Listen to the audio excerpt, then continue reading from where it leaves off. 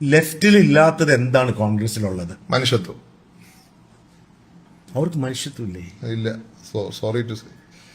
They have been in government for 10 years. That's why they are bereft of humanity.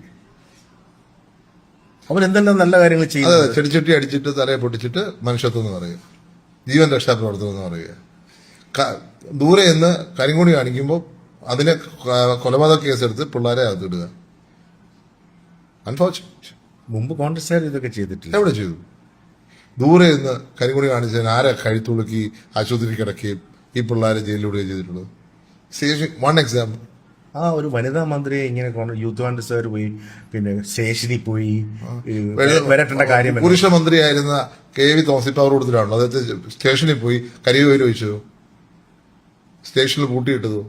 ഞാനിത് ചോദിച്ചത് ചില നമ്മുടെ ലെഫ്റ്റിനോട് താല്പര്യമുള്ള ആൾക്കാർ ചോദിച്ചൊരു ചോദ്യം ആയതുകൊണ്ടാണ്. എനിക്ക് ലെഫ്റ്റിനോട് വലിയ താല്പര്യം, അവരിവിടെ ഉണ്ടാവണമെന്ന് ആഗ്രഹമുണ്ട്. പക്ഷെ ഇങ്ങനെ പോയാൽ ഇത് എന്താ പറയാ, നമ്മുടെ എൽസനല്ല ഗോർബച്ചോവായിട്ട് നമ്മുടെ മുഖ്യമന്ത്രി